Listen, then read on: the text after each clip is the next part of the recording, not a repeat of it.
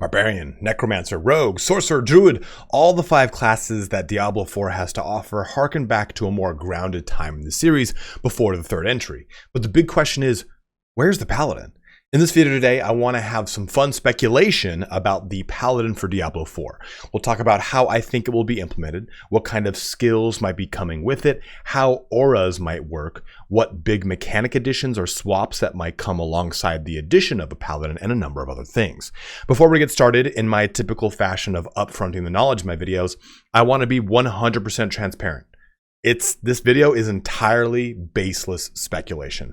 We'll be talking a bit about the lore, but really outside of that, it's me riffing on a more op-ed type of piece about the possible future of Paladin D4.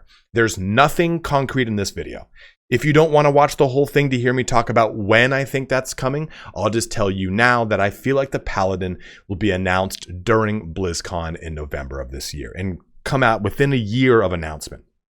Typically, BlizzCon reveals things that come out pretty quickly after it, for the exception of, major DLCs like Battle for Azeroth or a new installment in a series like Diablo 4.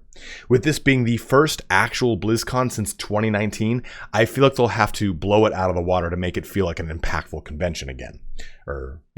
Convention. Yeah, that's what it's called.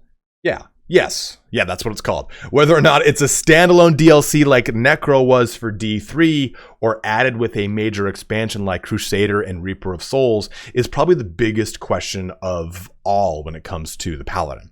But if that's really all you wanted to know about the video, then please just feel free to shut the video down and get back to enjoying the game. If you are heading out, please don't forget to like, comment, and or subscribe. Each one of those things does truly help me out in a very, very huge way. You can jump ahead to any part of this video that interests you the most by using the chapters in both the timeline and the description. Lastly, please don't forget to follow me on Twitch, where I stream Diablo 4 as well as Baldur's Gate coming out next month. Let's get started here on when will we get the Paladin in Diablo 4. So I think the first big question you're probably wondering is, why not Crusaders? Why Crusaders over Paladins? And I think that this kind of takes into consideration the geography of the game. We're on the easternmost continent, and that continent is where Caldeum is. And Caldeum is where we kind of have the Church of the Zakarum. There's a really big, important cathedral there. It's like, it's not Tristram, but it's got another kind of, not Travancore, but it's got a similar call at the end of it. And the Church of the Zakarum eventually becomes corrupted. And what you play in Diablo 2 is kind of like a quote-unquote rebellious sect or an arm of the Church of Zakarum that says, no, I sense the corruption that's starting to happen in the Church of Zakarum. I'm leaving the Church of Zakarum. I'm going west to the West March. The West March, where the Crusaders have their home, where their like kind of quote-unquote capital is. These are people who left the Church of Zakarum much earlier in the timeline of Diablo. And they basically became Crusaders. They were like elite veterans of the Paladin orders, more or less, the militant arms of the Zakarum. And what you get in the Paladins, or I'm sorry, the Crusaders of Westmarch are, again, elite of the elite. These guys are supposed to be one-man armies. And they take up home in the Westmarch because they were trying to leave the Church of Zakarum under, I think it's like called like AKIS or something like AKKIS or something like that. So I think that and this is a headcanon thing. This is how I think you could kind of leverage the Paladin back into the conversation, because the Church of Zakarum has since, kind of become fully corrupted and collapsed for the most part. And the Paladin orders don't really exist the way that they used to. They're defunct, they're rebellious, they're corrupted. There's all sorts of different things. And the Crusaders are kind of the last bastion of the orders, and they have their hands full in Westmarch. But we know that Tyrael is out and about on some sort of mission. What could be kind of cool as the entry point for the DLC is to say, hey, Tyrael's back, and with it, he's brought some remnants of the old Paladin orders back to Caldeum to try to restore the Paladin orders of old to kind of make this resurgence of Paladins. That could be a really cool way you'd go with Paladins, but I think overall Paladins kind of fit a little bit more of a grounded stance. A Crusader is supposed to be this extreme veteran, holy divine, like best of the best, has all these kind of like holy, almost transitive powers that are insane, right? But the game is supposed to be more grounded this time around. We're not supposed to be playing these literal gods, right? They're not supposed to be playing the Nephilim. We're supposed to be playing these characters that don't quite have that scale of power that you had in D3. And I think the D2 Paladin is just a little bit more grounded than your typical Crusader. Now, there could be an argument that could be made for Templars, which exist kind of outside of the other two as their own kind of enigma. And since they are so enigmatic, you could kind of throw it in and say, well, we haven't really fleshed out the story for the Templars. They're kind of an offshoot of Paladins and Crusaders. So here's how we're going to leverage them into the story. That's what becomes the Paladin of D4. So that's why I think the Paladin fits geographically what we're doing here in D4 a little bit better. Chaldeum is such a central portion of the campaign.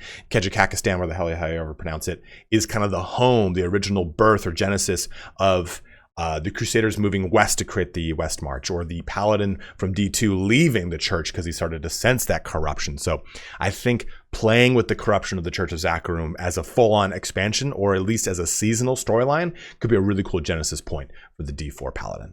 Jumping into the actual game here, though, let's take a look at an item that not many people get access to. It's a shield. No one else gets access to us except for the Necromancer. And it's important to kind of take a look at this because this gives us 60%. This is, of course, has an item level above 725, so we have the top end of how this can roll.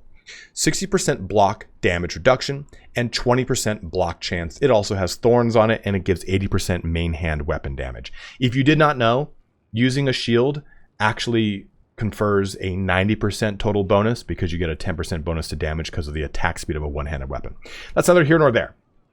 My point here, though, is that the only person who can use them is the Necromancer. So that feels like a wasted portion of the game. And in addition to that, there's no way to increase block chance or blocked damage reduction.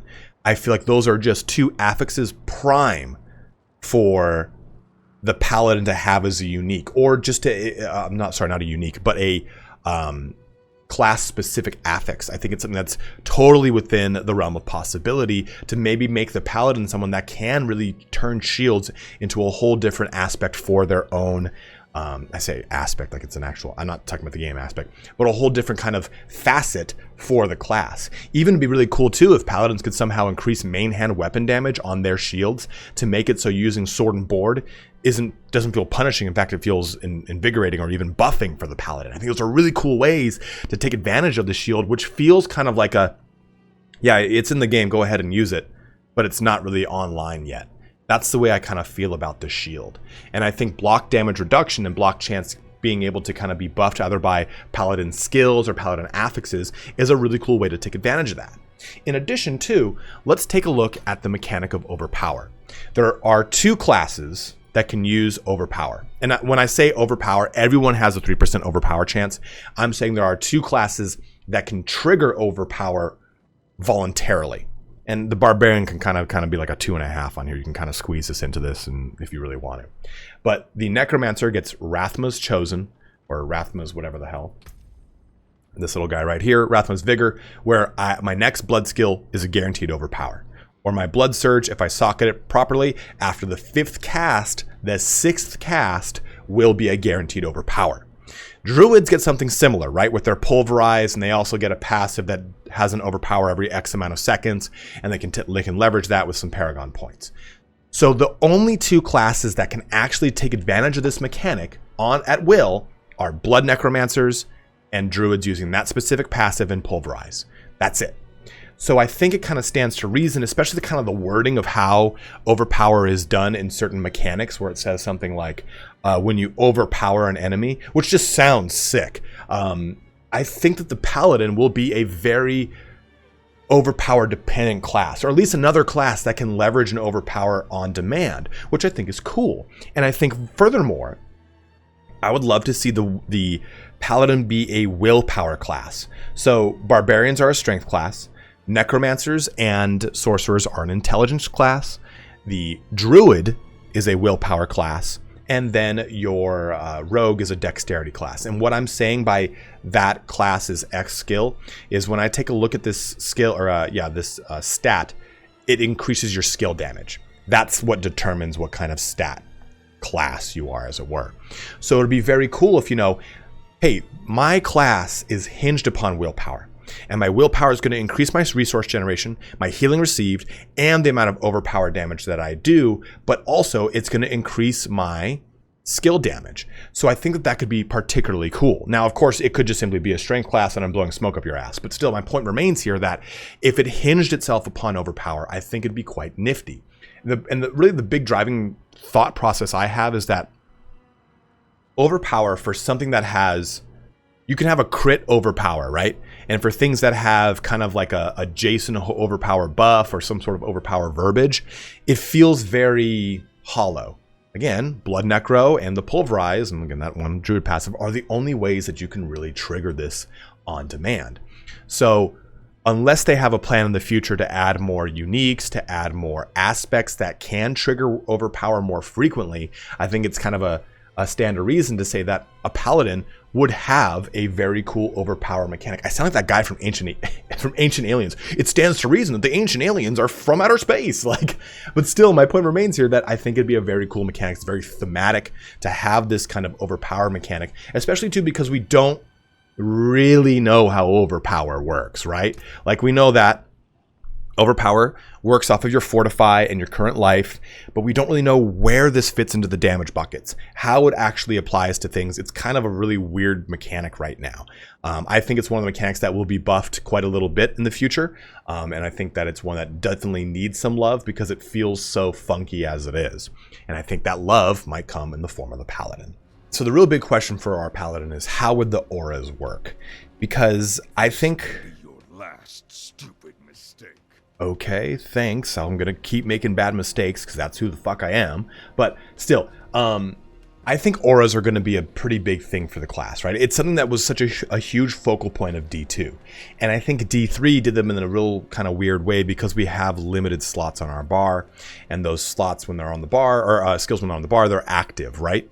So how would we get our auras? And I think the downfall of having an aura on a skill bar, it would be something similar to what we get with the Barbarian, right? The Barbarian right now takes all three of their shouts because they're all so goddamn good. There's no reason not to. And it really stands to reason too that they could really use a lot of improvements in their shouts.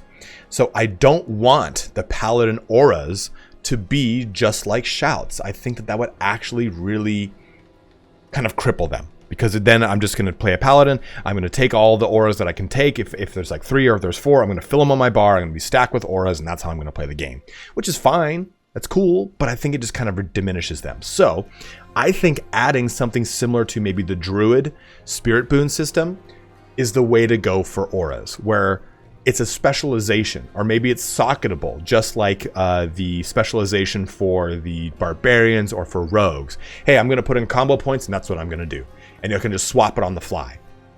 Same thing then, I think, with Paladin auras. Hey, I'm going to use the Holy Fire aura, and that's going to work like this. Or I'm going to use this aura, and it's going to work like that.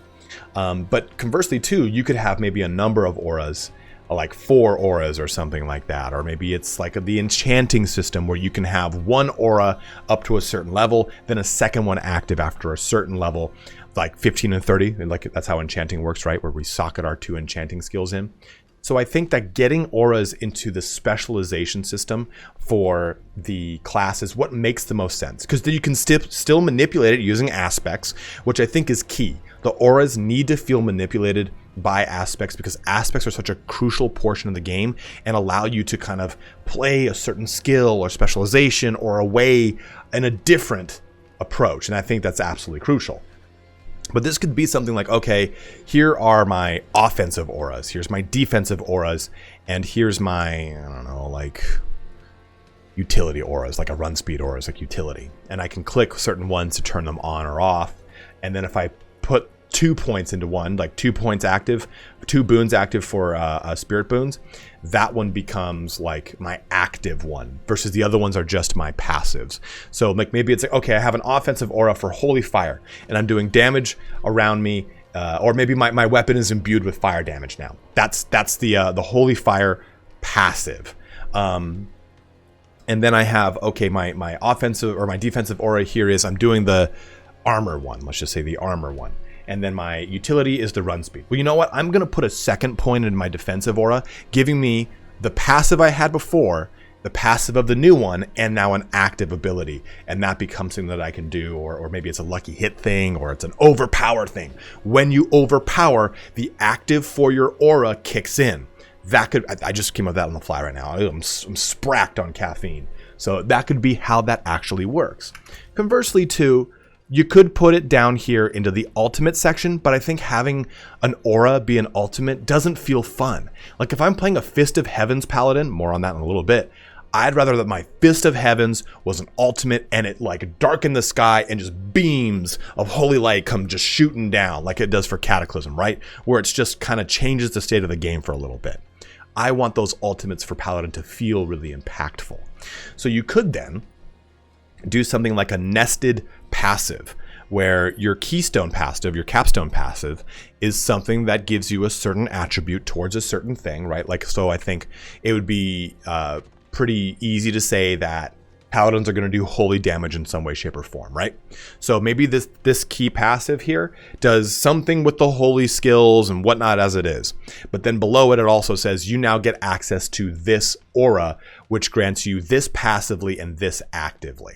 I think if they did something like that with the aura having a passive and active thing, it would be just similar to D3's aura, but not actually taking up a portion on the bar or whatever it is. Again, that could key off of an overpower, whatever it is. So I think that auras need to either, just to kind of summarize what I've said, auras need to inhabit either the keystone passive area or the specialization portion of the Paladin to make them still feel cool and impactful, and without having them be as easily exploitable as just having all 3-4 shouts like you did for your Barbarian and just kind of going to town with that. But auras, I think, are very crucial, and it's a big question of how they'll properly be done for D4. Jumping into a blast from the past, we booted up D2R to talk about the Paladin skills. And I don't think, I almost pressed S, that we'll get all these skills. I don't think we'll get all the defensive auras or offensive auras or combat skills, and I just don't think it makes sense to get all of them either, right? But I think what we should talk about here are what skills we definitely will see. And I think a lot of them are totally like no-brainers. Like Blessed Hammer, it's coming. It's got to come. Like the Hammerdin is a capstone, is known because of Diablo. So Blessed Hammer, I think, we'll definitely be seeing in the game. Another really big one would be Zeal. Zealadins have been probably the way that majority of people have played their Paladins in the many times that they've played Paladin in D2. I mean, I've got thousands of goddamn hours on Paladins, and I know majority of them were from Zealadins. So I think those two abilities are shoo-ins for the class. Now, talking about like maybe a core skill would be something like Holy Bolt. I think Holy Bolt could be pretty fun. And with D2R, I was finally able to play a Fist of Heavens Paladin. That's what this guy is right here. He's a Fist of Heavens Paladin. And it kind of plays a little bit more like a caster, which is different. It's a different role for the Paladin, right? And I think having a core skill of Holy Bolt would be particularly cool, especially if I can then get an ultimate that is Fist of the Heaven. Lightning strikes your target as Holy Bolts seek out nearby enemies. That is sick. Like, imagine that in D4's kind of a little more epic sense when it comes to stuff like Cataclysm and such. So giving that as an ultimate could be particularly awesome. But I think another ability that really needs some love could be Vengeance. Bringing Vengeance into the game in a really cool way would be really fun, because Avenger Paladins always were ones that were very gear dependent. They didn't necessarily feel totally great or optimized compared to, say, like a Smiteadin, which could just rip apart everything. So I think bringing Vengeance into the game could be a pretty fun one too, and it kind of fits having that different way to approach the build. Okay, this is more elemental versus the other one being more holy, or Zealadin being a little bit more on the physical spectrum, right? And this would be probably one of the first skills I've seen in D4 that cycles different elements, which could be particularly cool. I could be totally wrong there, so correct me if I'm wrong. But having this have a chance to just go through, okay, it does fire, cold, lightning, fire, cold, lightning, and like in a sequence could be pretty nifty. I mean, there's stuff like conversion here and sacrifice, but I'm not really as concerned about them. They could easily be replaced but they could just be slapped into like a basic section if you want. But I think also too, we need a smite. Smite is something that has been a big portion of the Paladin too. Now this uses your shield and you do some quick hot damage. And as far as movement capabilities, we could put something like charge, like a shield charge in maybe, or something of the sort, since we already get a charge on the Barbarian. What I would not want to see is the Crusader's charge, where you summon up a ethereal horse and sprint through the land and get off your ethereal horse. While that was cool for the Crusader, it fit the world of D3, not so much the grounded world of D4. So I think something of the lines of like a shield charge could be particularly cool here. Even some sort of like different leap. I don't even know how you do it, right? But like, oh, you sprout quick wings and shoot down. That's way too mystical, right? It's already too mystical. But I think too, Holy Shield could be a fun defensive ability where you pop Holy Shield and your block DR gets maybe a 20% increase, and you also get an increase to your block chance, and maybe you get a barrier or a fortify if you go down a specific different branch here. And I think Holy Shield is one of those ones that I'd just love to see as a defensive coming back into the Diablo series.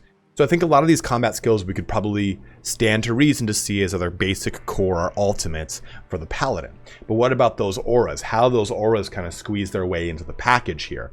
And I think that we would not get anything near all of the auras here we have here. We've got so goddamn many, but I think some of them could make a lot of sense, especially to something like Defiance that increases your armor, and we see how strong armor is in Diablo 4. This could be one that's a particularly good shoe-in. I think too something like Redemption is pretty cool because you get life and mana from things around you. I mean, dead things around you. It converts the corpses to life and mana for you, and it's a really, really cool and good one for paladins in D2. I would love to see it added into D4. But stuff like meditation, where it helps regenerate a secondary resource, I could see this maybe if you're trying to make a support paladin, but I think it maybe doesn't make a lot of sense. Or this one for life healed, again, I don't really see it making a lot of sense for what's it called, for Diablo 4. Both of these have healing, cleansing and healing, right? When active, it reduces the length of time you and your party will remain poisoned or cursed, and this is the one that actually heals you. I think both of these just, I don't really see them as having a ton of use in the game, especially too the way that the way defense and resistances work. None of the resist fire, cold, and lightning ones really make a lot of sense, let alone salvation. Until resists kind of get retooled, then I could see salvation having a place rather than the specific resists here. These had synergistic benefits for D2, which I don't think is something that we can really look at with D4. Offensively, though, I actually really much like the way that we've got Holy Fire, Holy Freeze, and Holy Shock as offensive auras that do damage around you in D2. I think bringing those into D4 in a system where it's just like I was saying, like, okay, I choose an offensive specialization and it's Shock, Fire, or this. I think it could be pretty cool. But I think too something like Fanaticism that just outright increases your attack speed and damage is probably a little bit more likely, since it's kind of a little bit more encompassing, right? Your attack rating, which is your likelihood to hit in this game, your damage, your party's damage, and your attack speed are all benefited with Fanaticism. And I think that Diablo 4 kind of gears itself towards abilities that have more utility in them, not just simply, oh, this will just give you lightning damage. It would be something probably a little bit more passive like that. And Might too is just an outright damage bonus too, so I could see that being added into the game. Thorns is something that I'll be honest, I absolutely hate Thorns in all Diablo games, period. It used to be so good in Diablo 2, it got a nerf ages ago, and it's never been good since. Thorn builds are always kind of funky. There was the Thorn build for Crusader that relied off the specific Thorn set, and that was the only time it felt marginally good. And even then, it felt kind of like a really kind of awkward situation. I'd love for Thorns to kind of come back into the limelight and be a really cool kind of way to do damage, but I think Thorns would make it because it's such an iconic aura for the Paladins. But I think it would just be one of those ones that's just kind of, yeah, it's okay.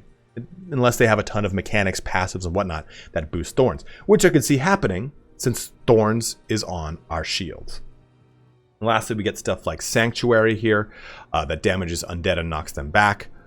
could be cool to have something that is actual creature specific, and Conviction, which reduces the defensive resistance of nearby enemies, which I think would make a lot of sense, right? Reducing their defense could be particularly good when you're trying to push through higher nightmare dungeons, and I think it could be an aura we could definitely see in the offensive arena.